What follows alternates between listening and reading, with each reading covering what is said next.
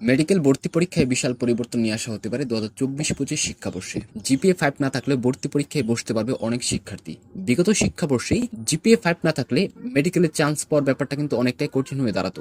GPA এর উপর অধিক মার্ক ছিল। দেখা যেত ভর্তি পরীক্ষায় মার্ক থাকতো তোমার 100, আবার মেধা তালিকা প্রণয়ন করা হতো তোমার নম্বরের ভিত্তিতে, যার ফলে জিপিএ 5 না থাকলে ভর্তি পরীক্ষায় ভালো মার্ক পেলেও কিন্তু চান্স পাওয়ার সম্ভাবনা কম থাকতো। তাই এই শিক্ষাবর্ষে সবচেয়ে বড় পরিবর্তন নিয়ে আসা হতে পারে ভর্তি পরীক্ষার এই মানবন্টনে। 120 নম্বরের ভিত্তিতে মেধা তালিকা প্রণয়ন করা হবে এবং ভর্তি পরীক্ষায় মোট নম্বর থাকবে তোমার 100, জিপিএ এর উপর মার্ক থাকবে তোমার 20 নম্বর।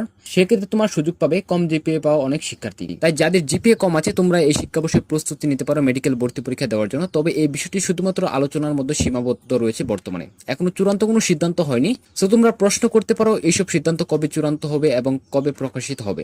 তোমাদের এইচএসসি পরীক্ষার রেজাল্ট প্রকাশিত হওয়ার পর এই সকল সিদ্ধান্ত চূড়ান্ত হিসেবে গৃহীত করা হবে।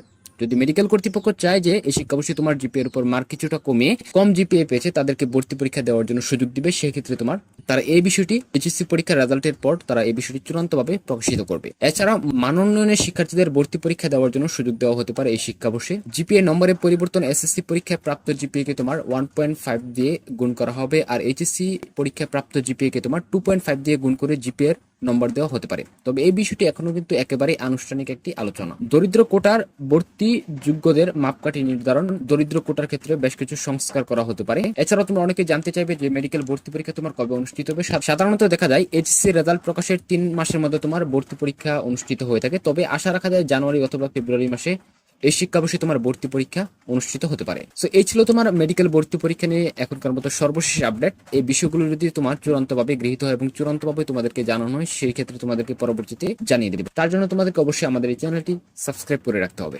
সো এই ছিল তোমার এখনকার মতো। দেখা হচ্ছে আগামী নতুন কোনো ভিডিওতে। ততক্ষণ মতো সবাই ভালো থাকো, সুস্থ থাকো।